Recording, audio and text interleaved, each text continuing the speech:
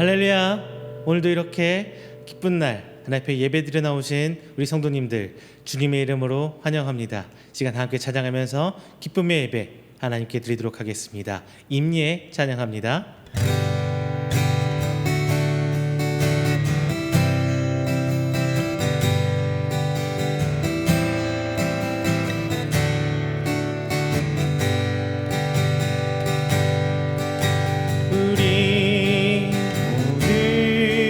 예배하는 자 되어 온전히 영과 진리로 주를 예배하자.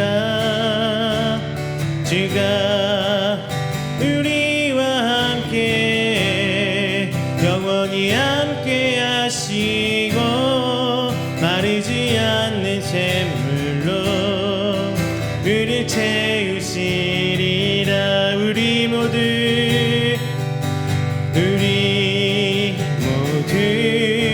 예배하는 자 되어 온전히 영과 진리로 주를 예배하자.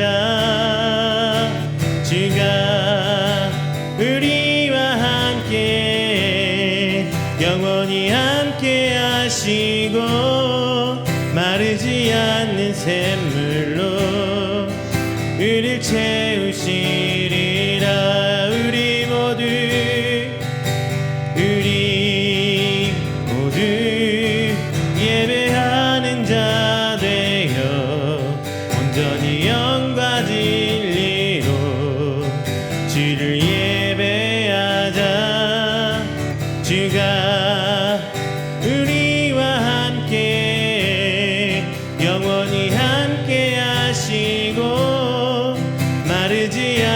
샘물로 우리를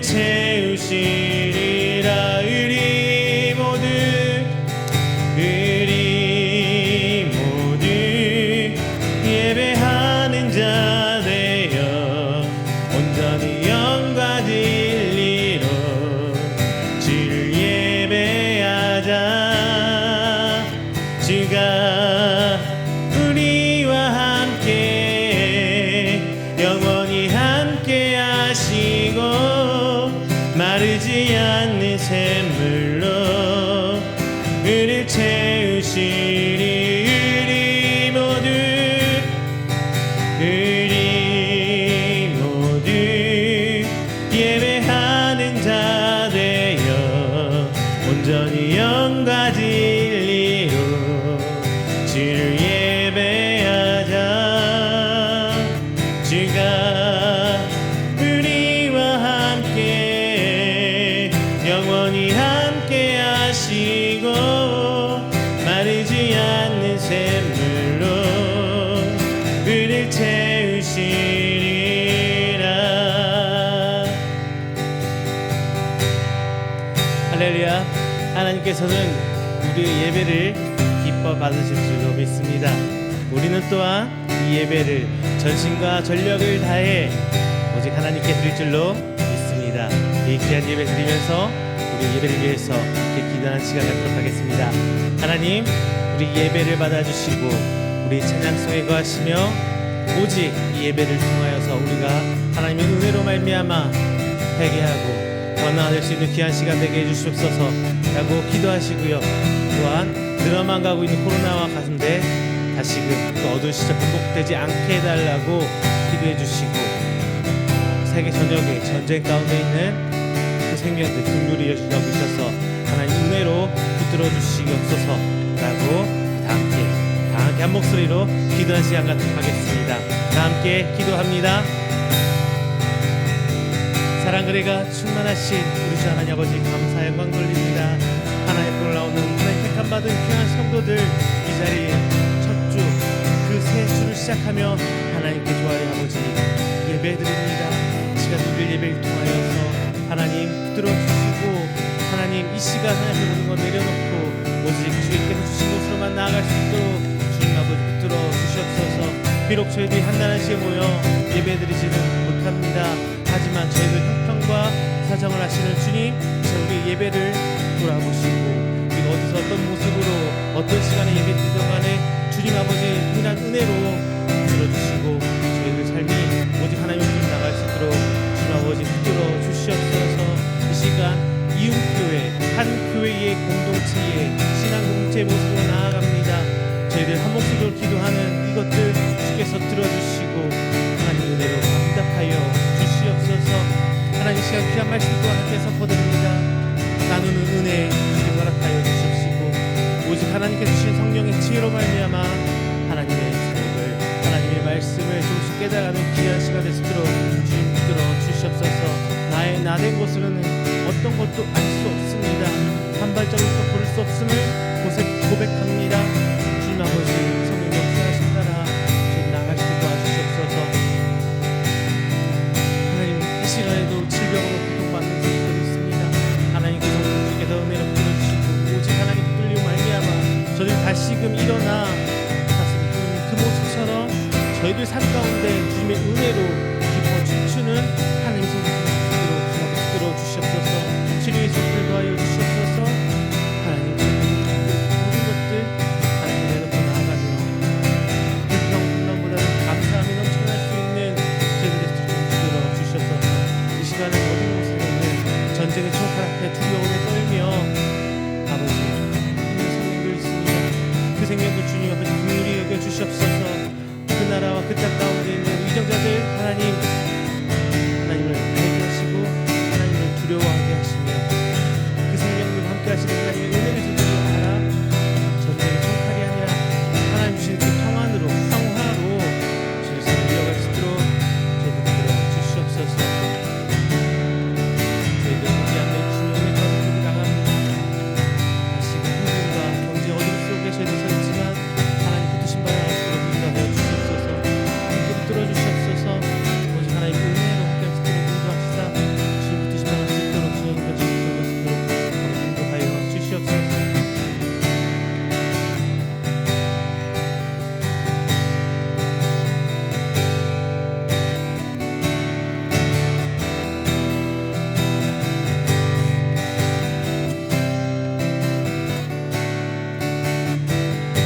이 시간 우리 함께 찬양합니다. 주 나의 모습 보내.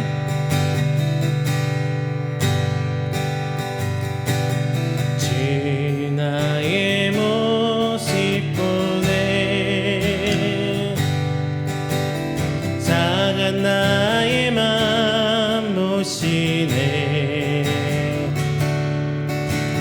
주 나의 눈물 안에 홀로 울던 맘 아시네.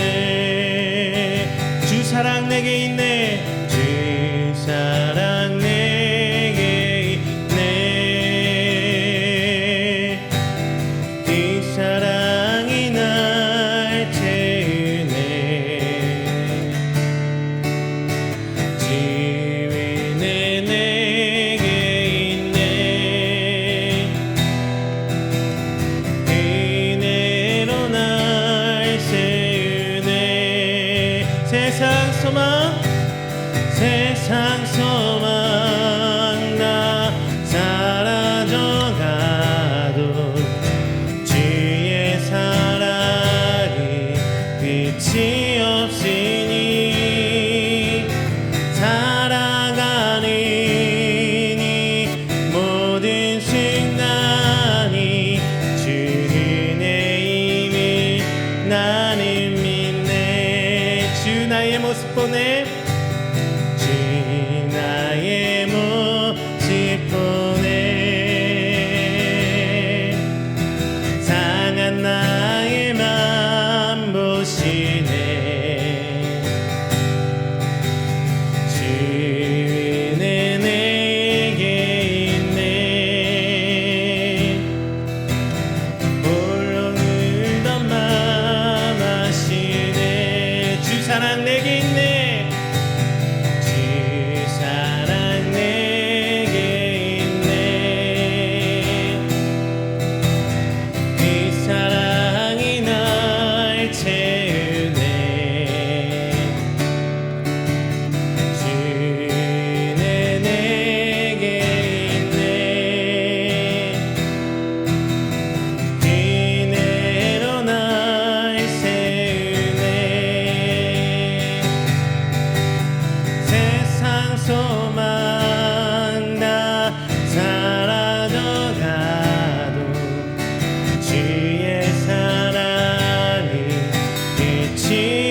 없으니 살아가는 이 모든 순간이 주의 힘을 나는 믿네. 세상 소망 다 사라져가도 주의 사랑은 끝이 없으니 살아가는 이 모든 순간이 주의 힘을 나는 믿네. 내 눈 주의 영광을 보내. 내 눈 주의 영광을 보내. 우리 가운데 계신 주님, 그 빛난 영광 온 하늘 덮고 그 찬송 온 땅 가득해.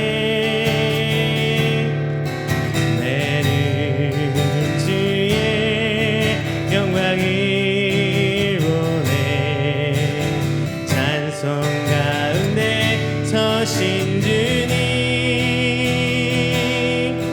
주님의 얼굴을 온 세상 향하네. 권능의 팔을 드셨네. 주의 영광 이곳에 가득해. 우린 선해 주님과 함께 찬양하며 우리는 전진하리. 모든 열왕 주볼 때까지 내 눈 주의 영광을 보내. 내 눈 주의 영광을 보내. 우리 가운데 계신 주님, 그 빛난 영광 온 하늘 덮고 그 찬송 온 땅 가득해. 내 눈 주의 영광을 보내. 찬송 가운데 서신 주님, 주님의 얼굴이 온 세상 향하네. 권능의 팔을 드셨네. 주의 영광 이곳에 가득해. 우린 선해 주님과 함께 찬양하며 우리는 전진하리. 모든 열방 주볼 때까지 하늘 아버지 우리 새롭게 하사 열방 중에서 주를 섬기게 하소서. 모든 나라 일어나 찬송 부르며 영광의 주님을 보게 하소서. 주의 영광 이곳에 가득해. 우린 선해 주님과 함께 찬양하며 우리는 전진하리. 모든 열방 주볼 때까지 주의 영광 이곳에 가득해. 주의 영광 이곳에 가득해. 우린 선해 주님과 함께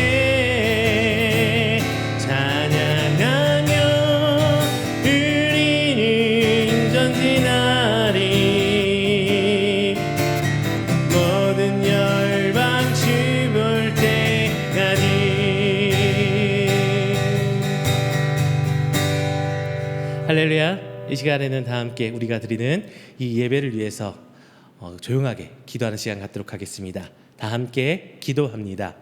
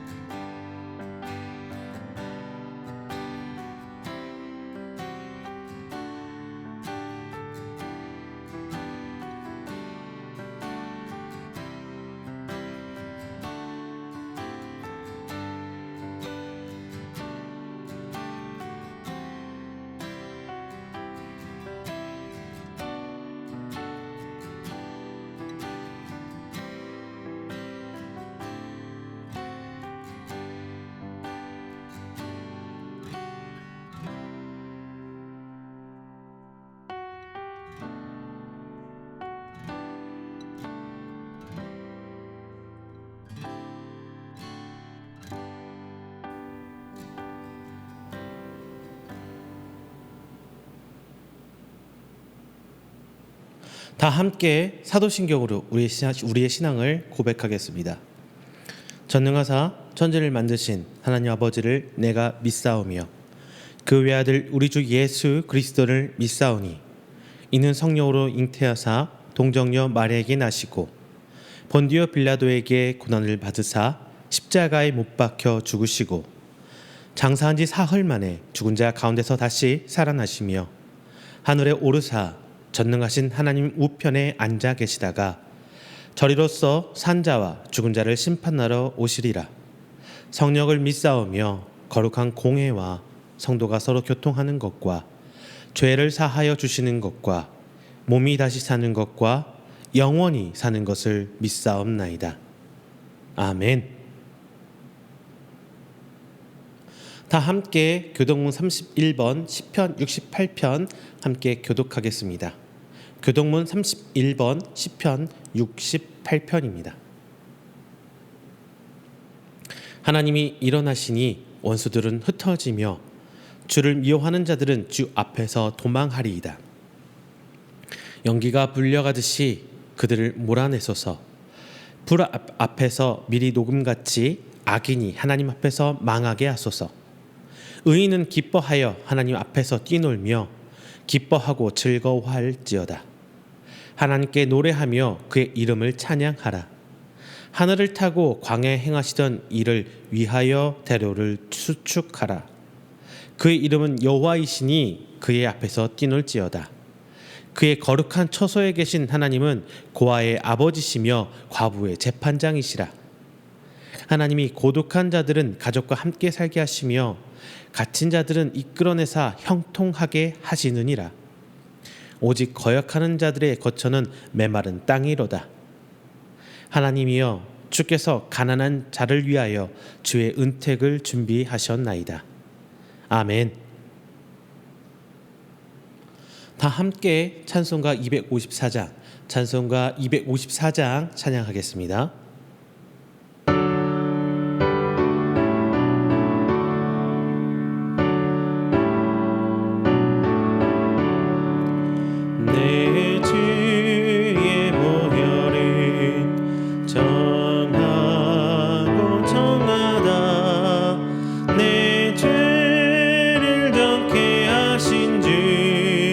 날 오라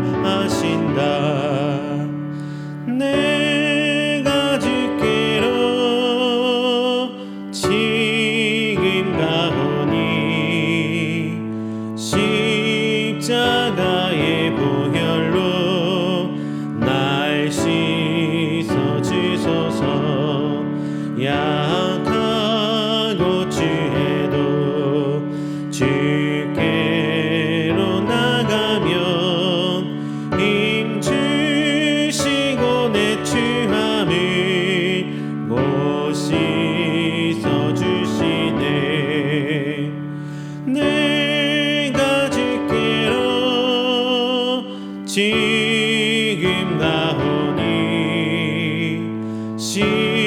십자가의 보혈로 날 씻어 주소서. 오라 하심은 온전한 믿음과 또 사랑함과 평안함 다 주려 함이라. 내가 주께로 지금 가오니 십자가의 보혈로 날 씻어 주소서. 큰 죄인 복받아 살 길을 얻었네.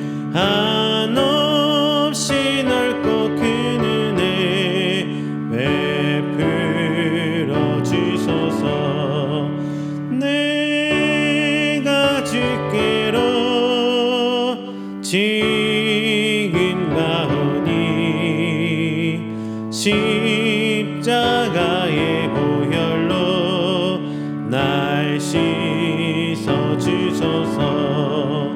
그 피가 맘속에 큰 증거 됩니다. 내 기도 소리 들으사 다 허락하소서. 내가 주께로 지금 가오니 십자가의 보혈로 날 씻어 주소서. 아멘. 오늘 우리가 함께 드리는 이 예배를 위해서 제가 기도하겠습니다. 다 함께 기도합니다. 사랑과 은혜가 충만하신 우리 하나님 아버지, 먼저 감사 영광 돌립니다. 하나님께서 태초부터 택하시사 그 예정하심 가운데 오늘 우리가 하나님의 부름받아 이 자리에 나 하나님을 예배합니다. 또한 새 한 주를 시작하며 그 첫 시간, 그 첫 열매를 오늘 하나님께 드립니다.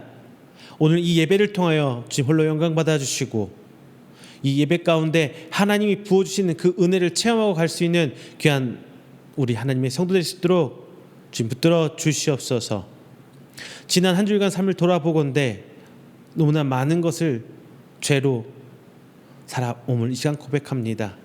하나님의 말씀대로 살아오지 못함을 이 시간 고백합니다. 또한 성령님의 이끄심을 무시하고 죄로 살아왔음을 고백합니다.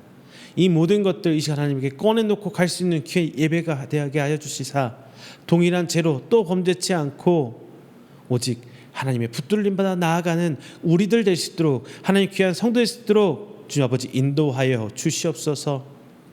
세상은 악해져만 갑니다.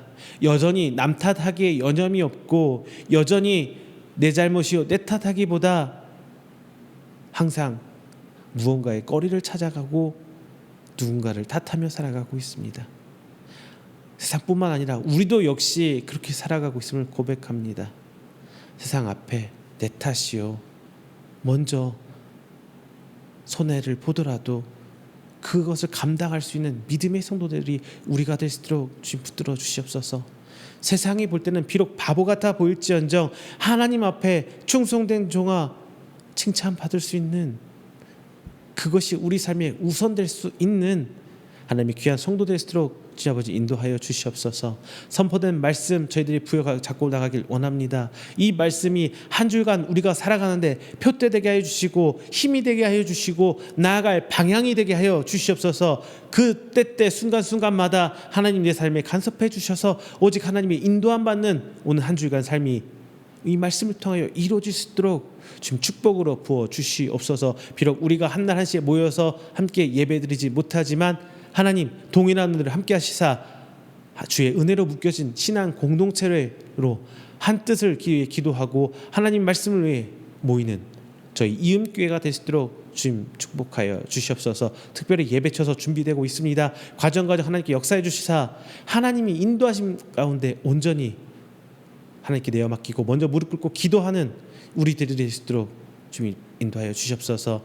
예배 시작합니다. 마치는 그 순간까지 오직 성령님의 역사하심만 붙들고 나가길 원하오며 사랑이 많으신 예수님의 이름으로 기도드립니다. 아멘. 오늘 함께 은혜 나누실 말씀은 누가복음 16장 19절부터 25절까지 말씀입니다. 누가복음 16장 19절부터 25절까지 말씀, 제가 가진 성경으로 신약 123페이지입니다. 다 함께 찾으셔서 한 목소리로 봉독하겠습니다. 누가복음 16장 19절부터 25절까지 말씀입니다. 한 부자가 있어 자색 옷과 고운 베옷을 입고 날마다 호화롭게 즐기더라. 그런데 나사로라 하는 한 거지가 헌데투성이로 그의 대문 앞에 버려진 채 그 부자의 상에서 떨어지는 것으로 배불리려 하매 심지어 개들이 와서 그 헌데를 핥더라.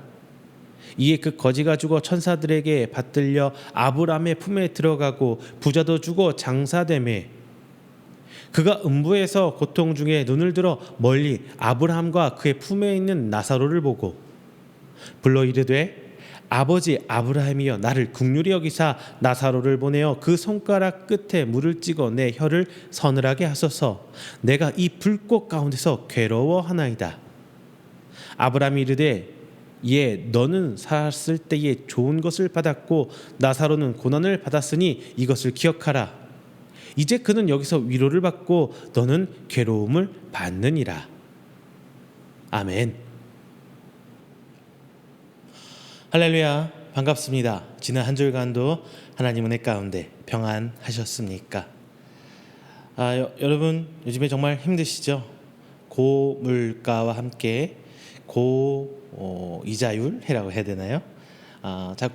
어려운 경제 환경 속에 힘든 것은 우리 믿는 사람들도 우리 성도들도 매 한 가지이지 않나 싶습니다. 자, 여기서 우리가 좀 생각해 봐야 될 게 있어요. 우리가 살아가는 데 있어서 경제, 돈 문제, 재정적인 문제 이런 문제에 대해서 그러면은 우리 믿는 성도들은 초탈해서 살아가야 되느냐, 아니면 세상 사람과 똑같이 같이 욕심내고 같이 가지려고 하고 이런 삶을 살아야 되느냐. 여러분들은 아마 이 재정적인 문제, 경제적인, 물질적인 문제에 있어서 성도로 살아감에 있어서 정말 많은 부분 어려운 게 많은 게 아마 사실이고 현실이지 아닐까 싶습니다. 저는 여러분들에게 이런 문제를 할 때 가장 큰 문제가 있어요. 바로 우리들이 과연 얼마나 물질적으로 많은 것을 가지고 있는지. 여러분 부자입니까? 여러분 부자세요? 그러면 고민할 게 뭐가 있어요? 오히려 이런 어려운 시기에 부자들은 더 재물을 물질적으로 모으기 쉽다고들 이야기합니다. 한때 우리 코미디 개그 프로그램에서 나왔던 만수르 우리는 그 사람처럼, 만수르라는 사람처럼 돈이 많은 사람은 아닙니다. 그렇게 호화롭게 살고 있지 못해요. 그냥 하루하루 먹고 사는 것, 그리고 시장에 나갔을 때, 마트에 나갔을 때 얼마나 부담스럽고 힘든지 우리는 이렇게 살고 있잖아요. 그런데 반면에 그렇게 만수르와 같은 부자처럼, 정말 재벌들처럼, 드라마에 나오는 재벌들처럼 살고 있지는 못하지만 정말 여러분들 유튜브 광고라든가 TV 광고에 정말 많이 나오죠. 아프리카 대륙의 여러 곳에, 여러 나라에 있는 빈민처럼 그냥 눈만 컹 하고 뼈가 그냥 잔뜩 드러나고 있는 그런 어려운 사람들처럼 아무것도 못 먹고 못 마시며 살아가지는 않고 있습니다. 그냥 그저 내가 가진 만큼, 내가 먹고 살 수 있을 만큼 누리며 살아가고 있습니다. 자, 성경을 대해서 이렇게 얘기했을 때 여러분 이제 여기서 생각나는 사람 하나 있습니까?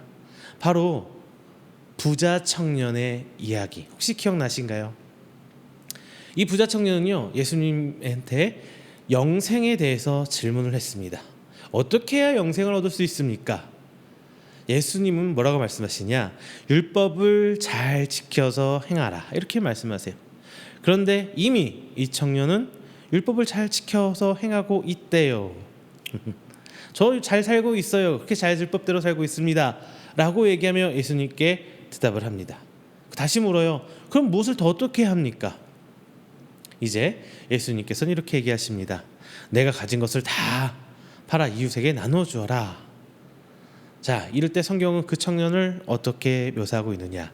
심히 고민하다가 예수님을 떠나갔더라라고 성경은 묘사해 놓고 있습니다. 예수님은 이렇게 떠나가는 부자 청년을 보고 마태복음 19장 24절에서 이렇게 얘기합니다. 낙타가 바늘기로 들어가는 것이 부자가 하나님 나라에 들어가는 것보다 쉬우니라, 이렇게 말씀을 하세요. 자, 이렇게까지 얘기했을 때 이제 오늘 말씀의 키포인트 잡으셨나요? 바로 재물에 대한 이야기입니다. 사람이 살면서 물질, 재물, 돈, 경제력 뭐 이런 것과는 떼고 이야기할 수가 없습니다. 기본적인 인간의 삶을 영위하는 데 있어서 절대적으로 이 물질은 필요하기 때문입니다. 그러다 보니 우리도 별 수 있나요? 우리 성도들의 삶에서도 역시 이 물질은 아주 큰 부분을 차지하고 있습니다. 자, 그런데 말이죠. 우리가 오늘 말씀드렸던 오늘 말씀의 키포인트 재물이라고 했을 때 과연 성경과 이 재물에 어떤 상관관계가 있는지, 말씀에서 무슨 얘기를 하려고 하는 건지 여러분 어떻게 생각하십니까? 어떤 분은 이렇게 이야기합니다. 재물은 우리가 하나님께 열심히 신앙생활을 한 보상이다. 그리고 내가 이렇기 때문에 하나님께서 나를 사랑하셔서 내게 주신 복이다. 뭐 이렇게 말씀들 하세요. 만약에 말이죠. 우리의 재물이 하나님에 대한 신앙, 그리고 헌신, 어떤 기타 등등에 대한 내가 하나님께 어떤 보여드린 그런 것에 대한 보상이라면 우리는 그 보상을 이제 내 마음대로 사용해도 돼요. 회사에서 열심히 일해서 월급 받았죠. 그리고 그 월급은 이제 내 마음대로 사용합니다. 그 누구도 그것에서 뭐라 얘기할 수가 없어요. 만약 회사가 월급 줘놓고 이건 이렇게 써라, 저건 저렇게 써야 된다, 너 왜 이건 이렇게 썼냐, 이렇게 왈가왈부한다면, 이렇게 관여한다면 그것은 급여가 아니라 회사 공금이겠죠. 잘못 사용하면 벌 받습니다. 우리 종종 매스컴에서 보잖아요. 어떤 은행원이 은행 자금 얼마를 횡령했다더라, 뭐 이런 얘기 가끔 나옵니다. 성경을 보더라도 재물은 이런 월급 같은 보상은 아닌 것 같습니다. 만약 그렇다면 제가 서두에서 말씀드린 부자 청년 이야기와 같은 이야기가 성경에 있어서는 안 돼요. 혹은 재물에 대해서 이야기할 때 하나님께서 나 자신을 더 사랑해서 주신 특별한 선물이다, 이렇게 말씀하시는 분 있어요. 그리고 혹은 특별히 나만 콕 집어서 주신 거야, 이렇게 말씀하는 분도 계세요. 만약 그렇다면 교회에서 상처받고 하나님을 원망해 떠나실 분들이 너무나 많아집니다. 아니, 거꾸로 말하면 교회는 부자들만 다닐 수 있는 거예요. 그렇죠? 역시 이것도 아닌 것 같습니다. 가끔 구약의 인물들인 아브라함, 이삭, 야곱, 요셉, 다니엘 뭐 이런 성경의 인물들을 언급하면서 재물도 다 하나님께서 주신 복이 아니냐, 이렇게 말씀하시는 분들도 분명히 계세요. 하지만 이 부분에서는 우리가 조금 더 깊이 생각해 봐야 될 것 같습니다. 물론 모든 것이 다 하나님으로부터 온 것은 분명히 맞습니다. 다만 이 상황들이 예수 그리스도의 오심, 예수님을 통해 어떻게 완성되어 가는지는 우리는 분명히 짚어봐야 할 것입니다. 구약의 재물은 두 가지 의미를 갖습니다. 먼저는 하나님 나라를 이루기 위한 하나님의 원대한 계획 가운데 재물, 부가 동행하게 돼요. 같이 이루어지는 거예요. 그들이 특별나서가 아니라 그들이 하나님께 뭐 특별히 뭐가 있어서가 아니라 그냥 하나님께서 그들을 택하셔서 그들을 통해 이루실 하나님 나라를 예표하기 위한 방법으로 그렇게 성경은 보여주고 있는 거예요. 이것의 예로는 다윗 왕국을 통해 하나님께서는 하나님 나라 예표를 보이셨고요. 솔로몬 왕 때 그 물질의 풍요로움을 보이셨습니다. 그래서 하나님 나라는 이것처럼 풍성한 풍요로운 거야 라고 우리들에게 말씀해 주고 있는 겁니다. 그리고 예수님을 통해 완성된 풍성함과 풍요로움을 보여주셨어요. 하지만 이제 그 표현이 바뀝니다. 과거에는 물질적 재물의 풍성함을 말한 반면 이제는 영생을 통한 하나님 나라의 풍요로움을 이야기합니다. 실제로 우리가 성경을 쭉 봤을 때 물질적으로 완전히 풍요로움, 풍성하다 이런 것은 솔로몬을 끝으로 성경에서는 보여주고 있질 않아요. 뭐 아브라함 얘기할 수도 있고 뭐 또 얘기할 수도 있고, 근데 결국은 아브라함은 뭐예요? 그냥 유목민이잖아요. 양떼 이끌고 저리로 갔다가 이리로 갔다가. 이삭도 마찬가지고. 그렇죠. 다 그렇게 다녀요. 그들이 풍성했다는 건 주변에 비해서 풍성했다 그렇지 절대적으로 그들이 완전한 풍요를 누렸다는 건 아니에요.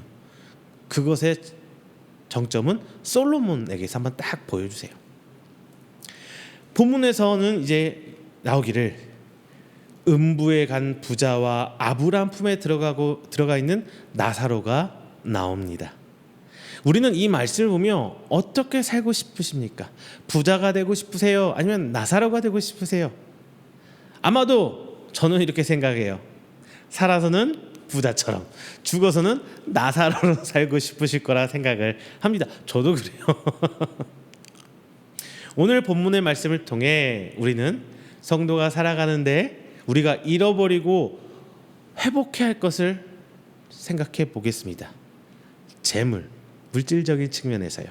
그리고 재물을 위해 살아가는 성도가 아니라 하나님 나라를 위해 살아가는 성도의 모습을 오늘 본문 말씀을 통해 함께 나누어 보도록 하겠습니다. 먼저 첫 번째입니다. 첫 번째, 저는 이렇게 말씀드릴게요. 받은 은사를 활용하라. 받은 은사를 활용하라. 오늘 본문에는 부자가 나옵니다. 아주 호화롭게 사는 부자예요. 그런데 그 반대의 인물도 지금 등장하고 있죠. 바로 거지 나사로입니다. 빈부의 격차의 극치를 보여주는 것 같아요. 심지어 죽어서도 이런 빈부의 격차는 극단적으로 나타납니다. 불꽃사에서 물 한 방울도 없이 고통받는 살아서 부자의 모습과 그리고 천사에게 받들려 아브라함 품에 있는 나사로, 어때요? 극과 극을 보여주세요. 완전히 극단적인 모습을 성경에서 묘사하고 있습니다. 여러분의 삶은 어떻습니까? 제가 알기로 오늘 이 자리에 계신 분들, 오늘 저와 함께 예배드리는 분들은 아마도 제가 아는 한은 정말 호화롭게 사는 세상 부자는 없으실 거예요.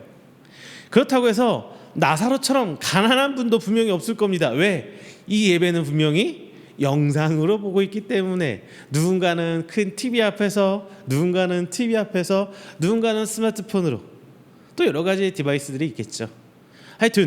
여튼 분명히 뭔가를 누리고 있는 분이기 때문에 그런 나사로 같은 가난한 분들도 없을 겁니다. 그렇다 보니 성경에서 말하는 재물에 대해서 오히려 둔감해지기 쉬워요. 이것도 저것도 아닌 상황에서 내 앞가림을 그냥 하루하루 열심히 해야지.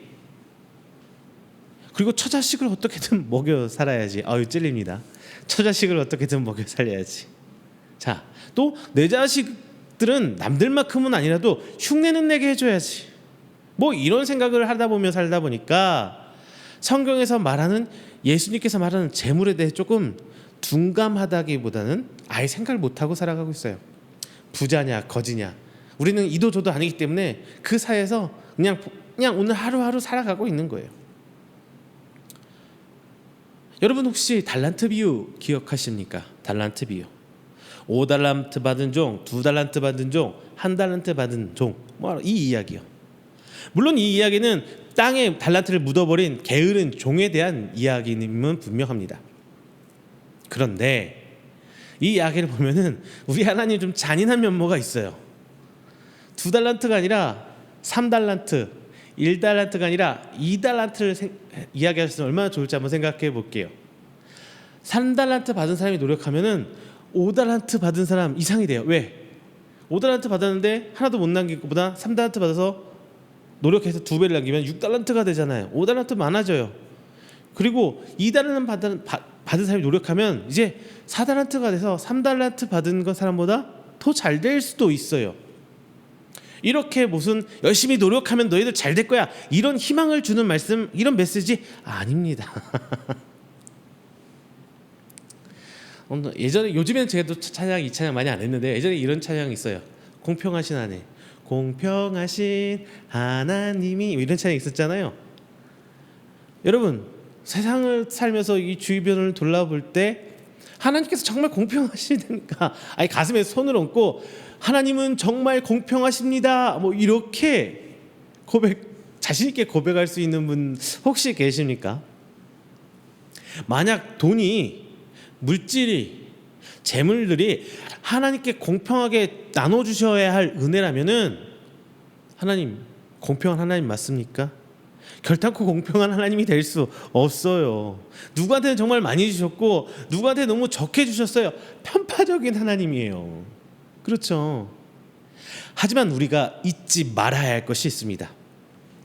하나님께서는 우리에게 주신 것을 분명히 기억한다는 데 있어요. 얼마를 줬냐가 아니라 나한테 주어진 것을 하나님께서는 기억하신다는 거예요.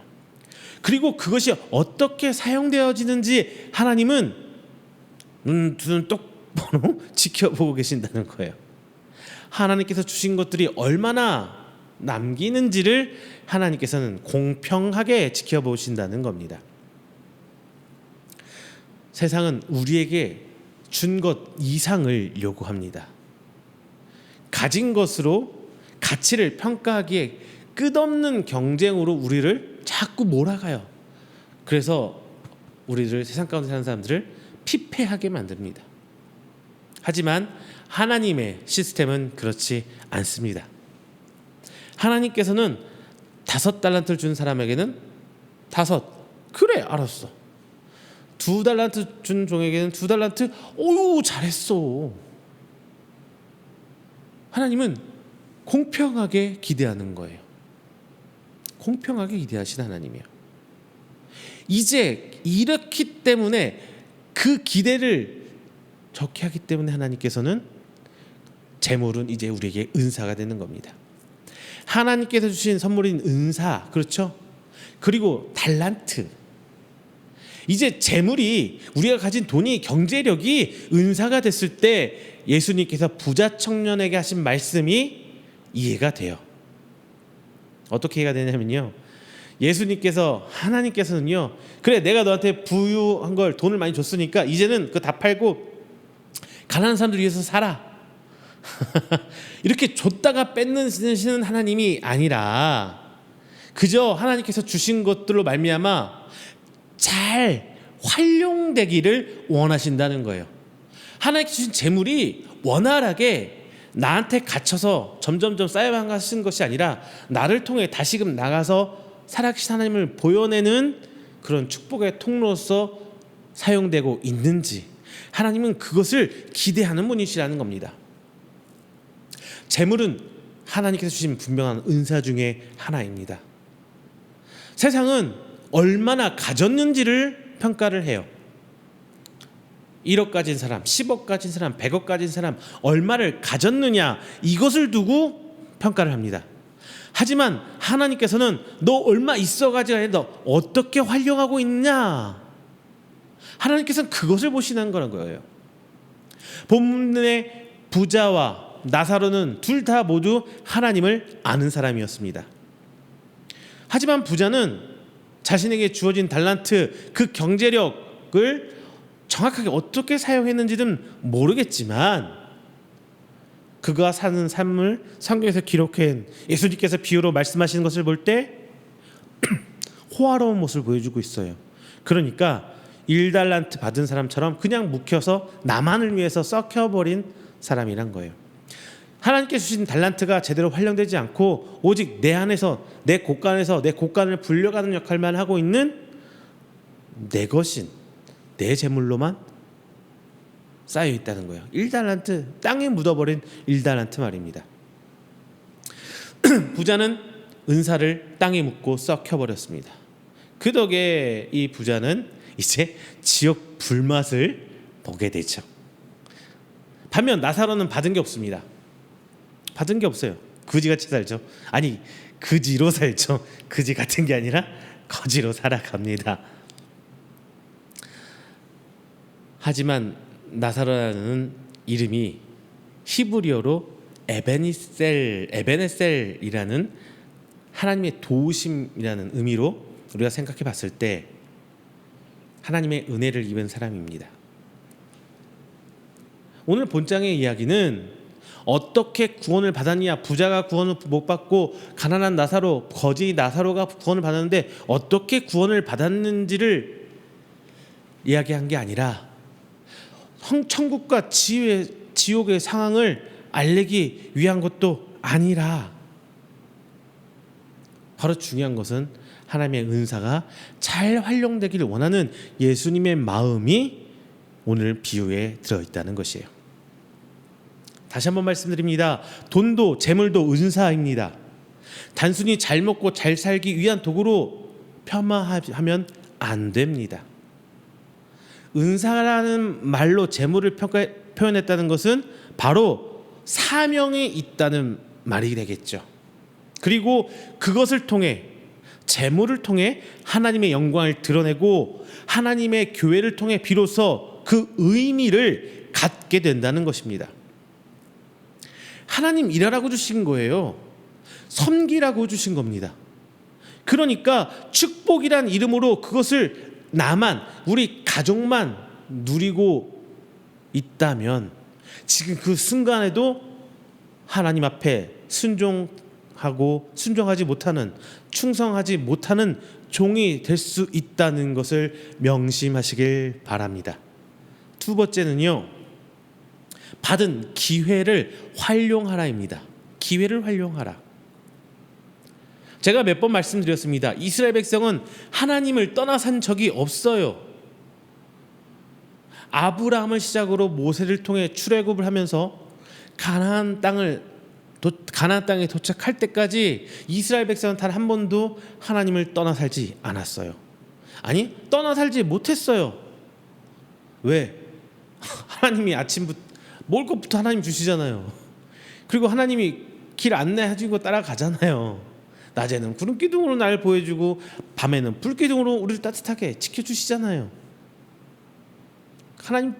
하나님을 떠나 살 수가 없었어요. 그리고 출애굽 이후에 악이 가득했던 사사시대에도 그들은 하나님께 부르짖습니다. 그리고 자신들이 처한 그 상황을 타개하고자 기도했어요. 이제 다윗과 솔로몬을 거치면서 그들은 하나님께 감사했습니다. 포로 시절에서도 하나님께 기도하면서 다시금 다윗 왕국과 같은 그 강성한 부국강병을 이루는 나라의 그 영광의 시기가 오기를 그들은 간절히 기다렸습니다. 그리고 성경의 말라기 이후에 암흑기 시절에도 이스라엘 백성은 메시아를 기다리며 살아왔어요. 즉 이스라엘 백성은 지금도 2020년, 22년 오늘도 이스라엘은 하나님 떠나 살지 못해요. 하나님께 여전히 찾아가고 있어요. 하지만 가장 중요한 문제는 따로 있습니다. 바로 하나님과 우상을 동시에 섬겼다는 데 있어요. 하나님을 떠나 살진 않았지만 자신들이 하는 일들이 잘 되길 바랬어요. 그러면서 이방신들을 섬기기 시작해요. 왜? 하나님은 그동안 그런 것을 구하는 방법을 알려주신 적이 없거든요.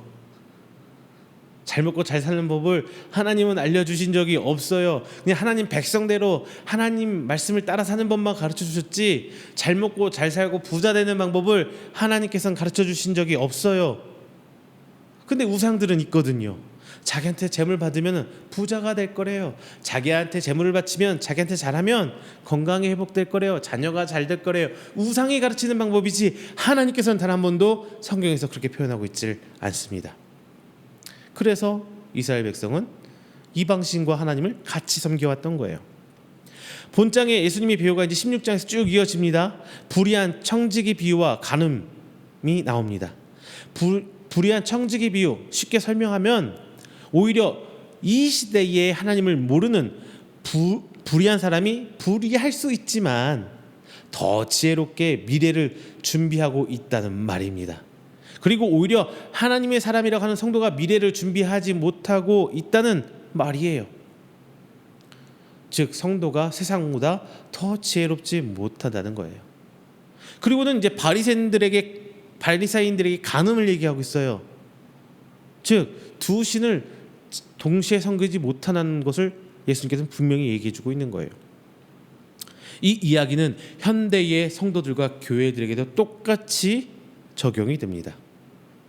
바리새인들은 재물과 하나님을 겸해서 섬겼던 사람들입니다. 더하기 플러스 알파 자신의 명예까지 지키고자 했던 게 바로 바리새인들이에요.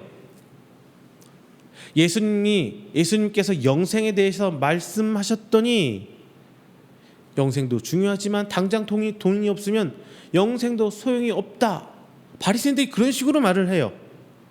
사는 동안에 돈이 많아서 손해 볼 것도 없고 돈이 없는 것보다 있는 것이 더 안전하다는, 그리고 하나님 말씀을 지키고 하나님 말씀을 더 널리 드러낼 수 있다는 게 바로 바리새인들의 주장입니다.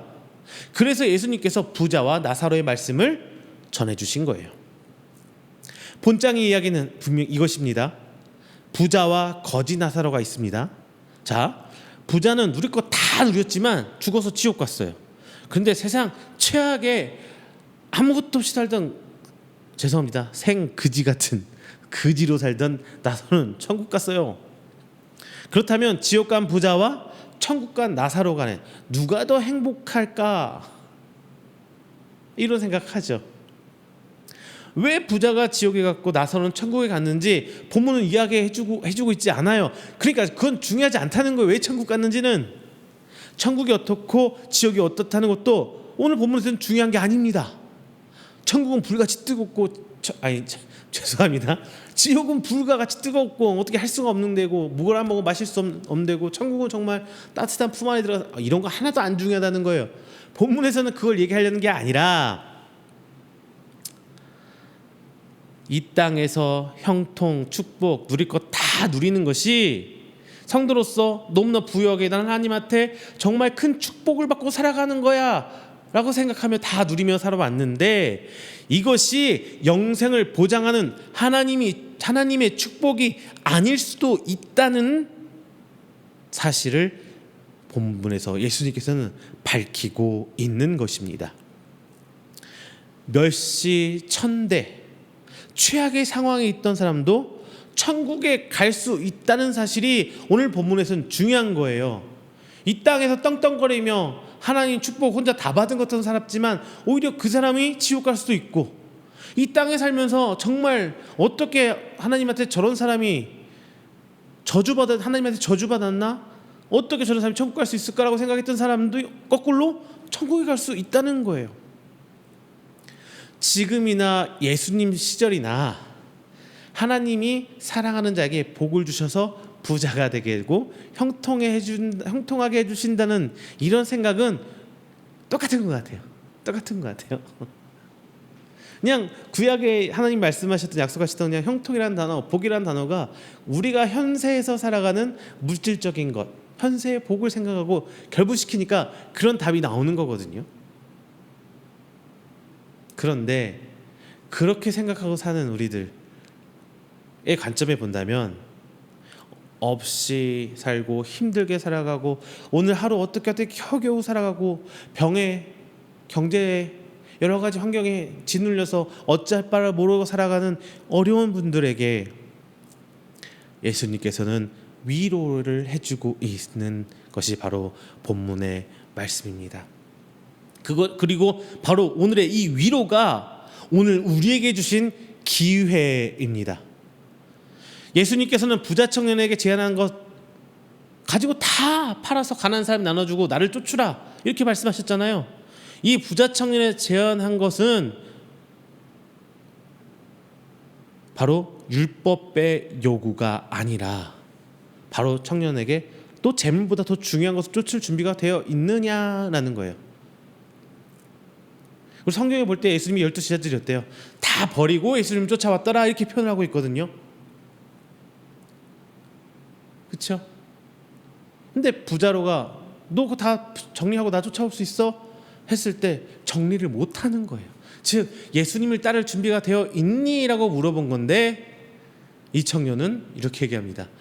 예수님을 따를 준비를 생각한 게 아니라 정리해야 될, 자기가 정리 없애버려야 할 재물을 두고 고민한 거예요. 돈과 헌신에 대한 고민의 밑바닥에는 어떻게 하면 손해를 최소화할 수 있을까라는 욕심이 깔려 있는 거거든요.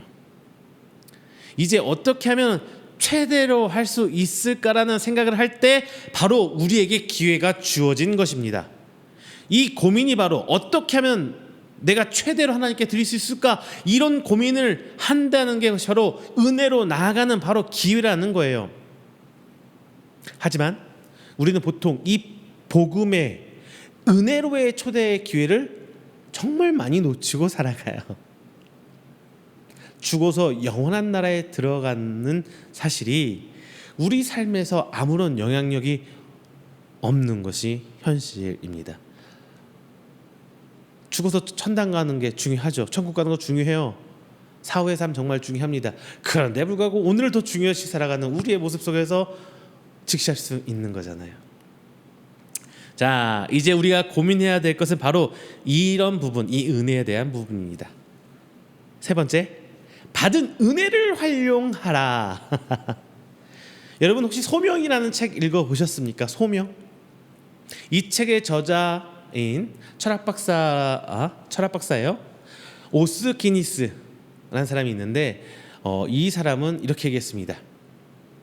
현대 그리스도인들의 심각한 문제는 돈을 너무 중요하게 여기는 것이 아니라 돈을 너무 소홀히 여기는 것이다. 어이구 어이없어. 이게 무슨 얘기예요? 돈을 중요한 게 아니라 너무 소홀히 여기는 것이 바로 현대 기독교인들의 문제래요. 이렇게 생각해서 저 사람 뭐 거꾸로 얘기하고 있는 거 아니야? 반어법 쓰는 거 아니야? 아닙니다. 예수님께서는요, 돈의 중요성을 너무나 잘 알고 계셨어요. 그리고 돈과 재물의 유혹의 위험성도 너무나 잘 아시기 때문에 재물과 하나님을 동시에 섬길 수 없다고 분명히 얘기해 주셨습니다. 그런데 역설적으로 현대인들은 이 돈의 재물의 위험성을 너무나 가볍게 생각하고 있어요. 재물과 신앙은 관계가 없고 잘못된 것이라고 생각하는 것이 진짜 문제입니다. 재물은 신앙과 정말 관계없어. 세상은 세상의 돈은 보는 돈대로 벌고 신앙생활은 신앙생활대로 하고, 이렇게 생각하는 게 너무나 문제라는 거예요.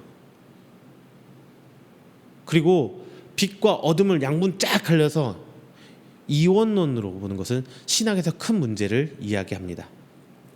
영은 선하고 육은 그리고 물질은 모두 악하다, 이렇게 양분화시켜서 생각하는 걸 바로 이원론이라고 하거든요.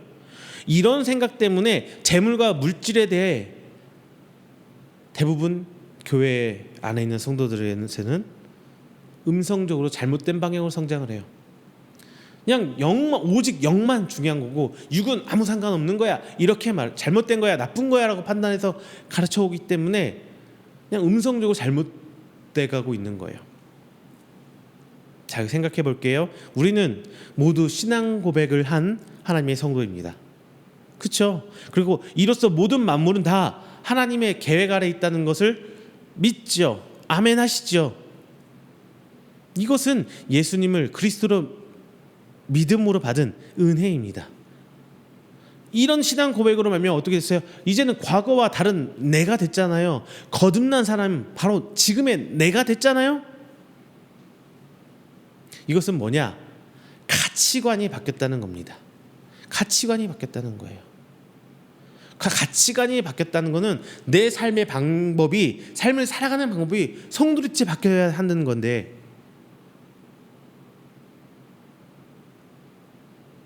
대부분 많은 사람들이 이렇게 생각합니다. 어떻게 해야 구원을 받을 수 있느냐? 부자 청년이 물어봤던 것처럼 어떻게 해야 영생을 받을 수 있느냐? 이것은 뭐냐면은 가치관이 바뀌지 않은 채 옛것에 묻혀서 여전히 그 기준으로 생각하고 있는 사람들이에요. 마치 어떤 방법만 알면은 내 삶은 전혀 바뀌지 않고 방법만 수행하면은 그 결과가 나올 수 있을 것이라고 생각하는 거거든요. 내 생각, 내 가치관 하나도 안 바뀌었어. 근데 표현하는 것만, 나 예수님 믿는다고 아멘 하고 교회도 열심히 나가고 기도도 열심히 하고 헌금도 열심히 했어. 근데 여전히 그 사람은 생각도 바뀌지 않고 가치관도 바뀌지 않고 삶이 바뀌지 않은 채 구원받는 방법에 대해서만 배워가다 보니 문제가 생겨나는 거예요. 우리 정말 많은 기독교인이 그러고 살아갑니다. 특히나 많은 목회자, 많은 중직자들이 이런 식으로 생각하고 살아가요. 정작 그 사람의 삶을 제대로 속속들이 들여다보지 않고 그냥 교회 안에서 보이는 모습들로 그 사람을 평가해요. 아유, 헌금 11조도 하시네요. 어유, 새벽 예배 진짜 열심히 하십니다. 어유, 교회 봉사 이렇게 열심히 하니 이렇게 하나님께 살아가실 수가 있겠습니까? 그럴 수 있겠죠. 그런데 그것으로 모든 것을 평가해버리는 거예요.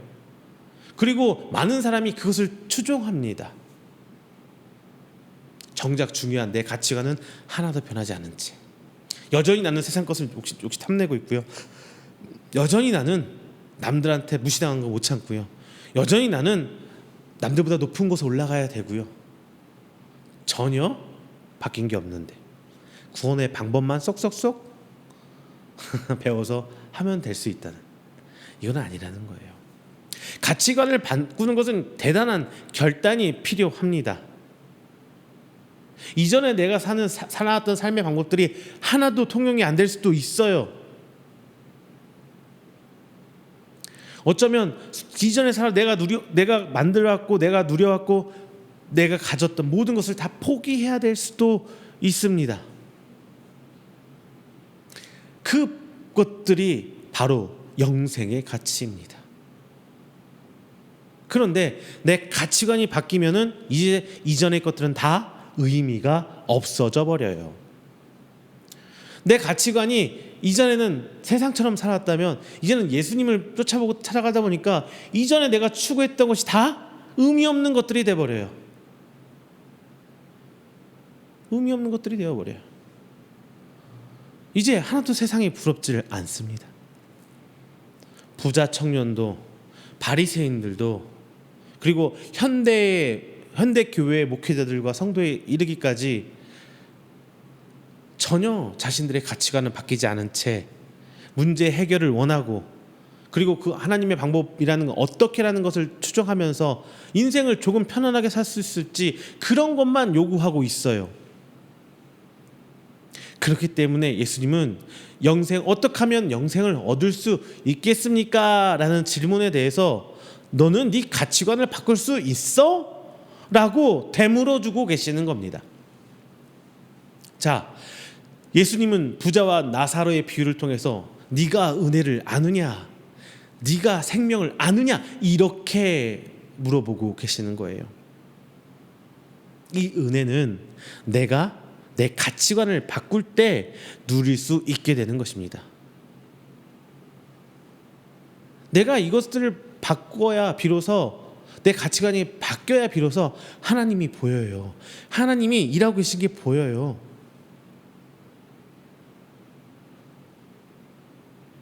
이전에는 내 성격이 완벽주의였고 시간 약속도 나 칼같이 지키고 그러면서 남들 못하는 거 보고 화내고 짜증내고 이런 뜨끔하면 예수님이 만나니까 가치관이 바뀌었어요. 가치관이 바뀌었다고 해서 내 급한 성경 완벽주의가 바뀌는 건 아니에요.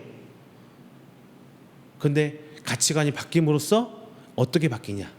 이 사람이 완벽주의, 하나님의 사역을 완벽하게 하려고 열심히 노력합니다. 남이 아니라 내가 이제 섬기려고 하는 거예요. 이전에는 남을 내가 완벽주의로 난 잘했는데 쟤는 왜 저럴까 누군가를 평가하고 화를 내고 짜증냈던 반면 이제는 내가 그것을 섬김으로써 감사를 느끼고 기쁨을 누리게 되는 거예요. 이게 가치관의 변화예요. 성격 되게 급했던 사람 예수님 만났다고 성격 급한 게 안 바뀌어요. 여전히 급해요. 빨리빨리 해야 돼요. 이전에는 천천히 하고 속도 못 따라서 사람 보고 화내고 짜증냈는데 예수님 만나고 가치관이 변하니까 어떻게 되느냐? 이제 내가 먼저 가서 섬겨요. 준비해놓고 세팅해놓고 딱 어서 오세요 인사하고 내가 사람들 이건 교회에서만 그러라는 게 아니에요. 직장생활에서도 마찬가지고요. 어디 가서도 마찬가지예요. 가치관이 바뀐다는 게 내 본성 자체가 바뀌는 거 아니에요. 내 본성은 안 바뀌어요. 성격 급한 거, 혹 저같이 성격 느긋한 거 예수님 만났다고 안 바뀌어요. 그건 안 바뀌는데 이제 그로 말미암아 이전과 이후가 완전히 바뀌게 되는 거예요. 뭐가 옳냐 그르냐를 얘기하고 있는 거 아닙니다. 반면에 아니라 이런 과정을 통해서 이제 우리는 잃은 것이 생길 수도 있어요. 다만 가치관이 바뀌면서 분명히 얻은 것도 있고 잃은 것도 있을 거예요. 근데 다만 이제는 내 최고의 가치 뭐가 더 중요한 것인지 내가 잃음으로써 새로 얻은 게 중요한 것인지 아니면 잃은 게 더 중요한 것인지 바로 새로 얻은 게 중요한 거예요. 최고의 가치가 이렇게 분명해질 때 이제 뭐예요? 내가 잃어버린 것이 손해가 아니라 유익으로 바뀌는 변화가 일어나는 겁니다. 하나님의 은혜는 내 삶이 송두리째 바뀔 때 주어집니다. 내 삶이 송두리째 바뀌어야 하나님의 은혜가 주어져요. 내가 예수님 만나기 이전의 모습대로가 아니라 예수님 만난 이후의 모습 살아갈 때 물론 그 과정이 힘들 수도 있고 불편할 수도 있어요. 주일날 예배 나가야 되죠. 저녁마다 성경 말씀 보고 그래도 묵상은 좀 해야죠. 기도도 해야죠. 헌금도 해야 되죠. 남들 눈치도 신경 쓰. 정말 불편한 거 많아요. 예수님 믿어서. 그런데 말이죠. 이게 완전히 변하게 됐을 때 과거의 모습이 편하게 느낄 때는 분명히 있습니다. 하지만 내가 만난 예수님으로 만난 기쁨이 더 크기 때문에 나는 여전히 이 모든 것을 감수하고 예수님을 따라가고 있는 바로 내가 되는 거예요. 은혜가 바로 이런 거예요. 내가 살아가는 이유가 바로 이 은혜입니다.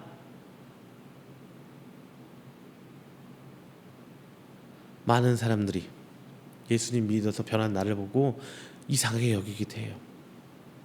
하지만 내 가치는 내 삶에서 정말 중요한 것들은 예수 그리스도님이 있기에 이것을 알려주는 은혜를 분명히 하나님께 나에게 부어주시고 있고 또 그 과정에서 더 큰 것들, 더 큰 기쁨과 더 큰 은혜를 사모하기 때문에 오늘 지금을 이 역경 속에서 이 힘든 속에서 이 어려움 속에서도 이 불편한 신앙을 통해서도 살아가고 있는 것입니다.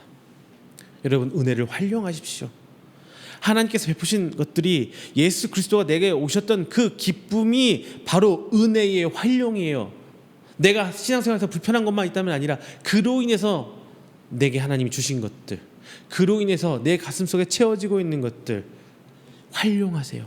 이것을 느끼세요. 그게 바로 활용입니다. 그리고 그것으로 말미암아 내가 다시 성도의 삶을 살아가는, 다시 쳇바퀴 돌듯 살아가는 그 삶의 모습이 바로 은혜의 활용입니다. 그리고 앞으로 하나님 하실 일에 대한 더 큰 기대로 살아가는 것 역시 은혜의 활용입니다. 자, 여러분 말씀을 맺겠습니다. 오늘 말씀은 성도의 물질, 재물관에 대해서 좀 제가 이야기해봤어요. 부자와 나사로의 이야기는 세상의 부유함과 예수 그리스도로 말미암아 얻는 은혜 중에 어떤 것을 선택할래라는 예수님의 질문이 들어가 있습니다. 돈은 더러운 것이고 물질은 우리를 타락하는 것이고 세상은 악한 것이다, 이런 얘기를 하고 있는 것이 아니에요. 이런 것들도 다 하나님의 창조의 섭리 안에 있는 것이고 만물을 주관하시는 하나님께서 역시나 주관하고 계시는 것입니다. 다만 우리의 최고의 가치가 어디에 있느냐는 분명히 해야 합니다. 부자 청년에게 예수님께서는 재물을 다 내려놓으라고 요구한 것이 아니었어요. 그냥 그 말 고지고대로 하라는 게 아니었어요. 예수님께서는 그것들보다, 그 물질, 그 가진 것들보다 생명에 관한, 구원에 관한, 영생에 관한 이 가치를 더 중요하게 여기고 살 수 있겠느냐라고 예수님께서 물어보신 거예요. 예수님의 제자란, 예수 그리스도의 교회란 이 영생의 가치를 품고 살아가야 합니다. 예수 그리스도의 은혜는 요구가 아니라 뭐뭐 해야 한다라는 요구가 아니라 이것을 다 가능하게 하는 원천적인 힘입니다. 우리 하나님께서 주신 물질을 은사로 여기고 어떻게 활용할지를 고민해 보세요. 그리고 기도해 보세요. 그러면서 중요한 거, 하나님이 주신 기회, 은사를, 물질을 떨쳐버리지 말고 예수 그리스도를 만났을 때 은혜를 되새기면서 더 큰 은혜를 사모하고 어떻게 하면 내게 주어진 재물이라는 것을 통해서 하나님의 나라를 확장시키는데 일할 수 있을지, 그 과정에서 얻는 기쁨들을 되새겨 보면서 고민해 보면서 성도의 모습을 이루며 살아가는 여러분 되시기를 주님의 이름으로 축원드립니다. 다 함께 기도하겠습니다. 사랑이 많으신 하나님 아버지, 감사합니다. 오늘도 귀한 말씀 주셔서 너무나 감사합니다. 더욱이 주신 말씀을 통해 성령께서 내 안에 역사하고 계심으로 깨닫게 해주신 것 더 감사합니다. 오늘 말씀을 통해 재물이 단순히 우리 삶에서 악한 것이고 나쁜 것이고 필요 없는 것이 아니라 재물 또한 하나님께서 우리에게 주신 달란트고 그 은사로 말미암아 우리가 하나님께 감당할 사명 또한 있음을 오늘 확인했습니다. 하나님, 그것들을 이용해서 하나님께 나아가는 우리들이 되게 하여 주시옵소서. 그것을 배척하거나 혹은 그것만을 추구하는 사람이 아니라 하나님께서 주신 은사로 여기고 활용하며 하나님 하실 이 일에 대한 그 기쁨으로 넘쳐나는 우리가 되게 하여 주시옵소서. 그로 말미암아 더욱더 큰 하나님의 역사하심, 그 하나님의 일하심 기대로 살아가는 우리가 되길 간절히 소망합니다. 이 가운데 온전히 하나님께서 이끄심과 새 힘으로 주님 오시는 그날까지 그에 대한 기대로 살아가게 하여 주시옵소서. 이 모든 말씀 살아계신 예수님의 이름으로 축복하며 기도드립니다. 아멘. 다 함께 찬송가 354장, 찬송가 354장 하시면서 준비하신 예물 하나님께 봉헌하도록 하겠습니다. 찬송가 354장입니다.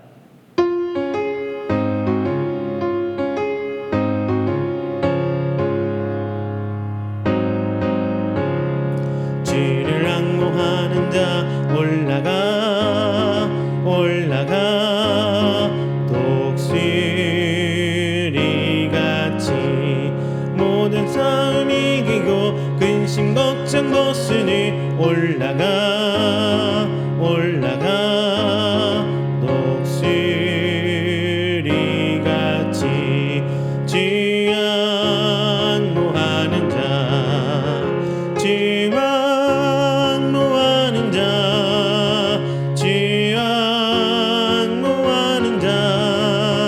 내가 건하리라. 주를 앙모하는 자 걸어가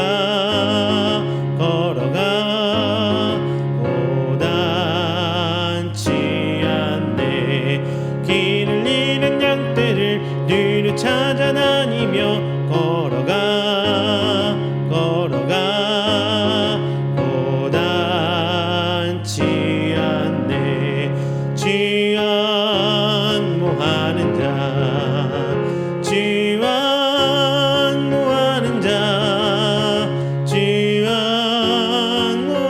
자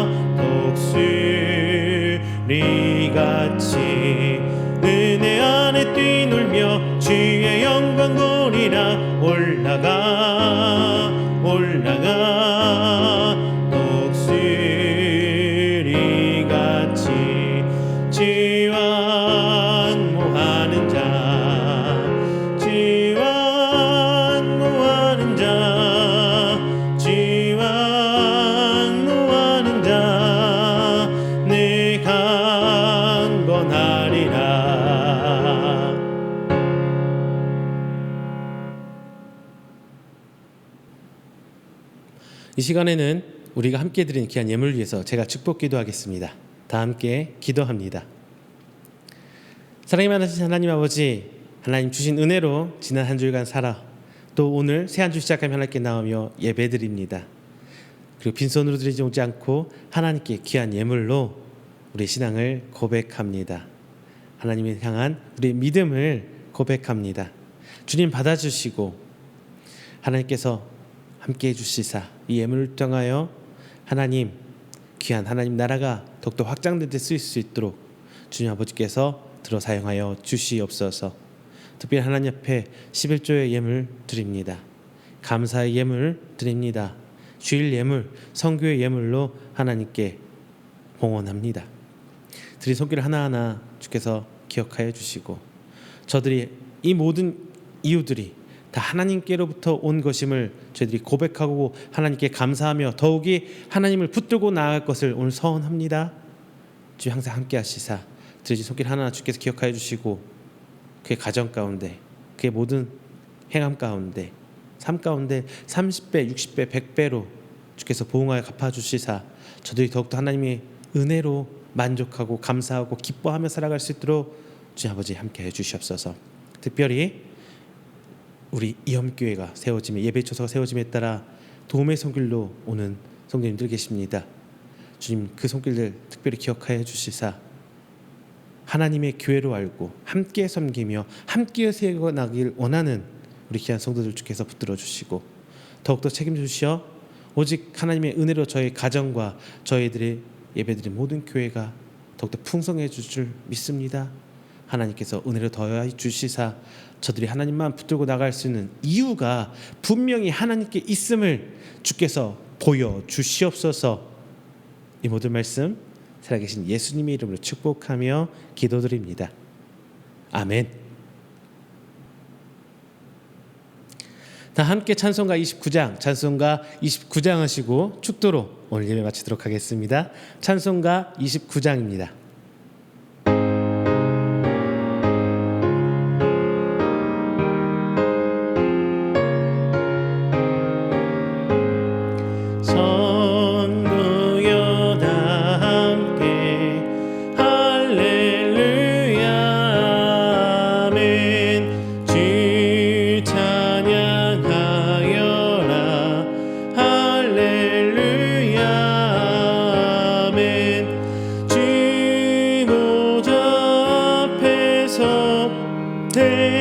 택하신 은혜를 나 찬송하여라. 할렐루야 아멘. 마음을 열어라. 할렐루야 아멘. 원한을 울려라.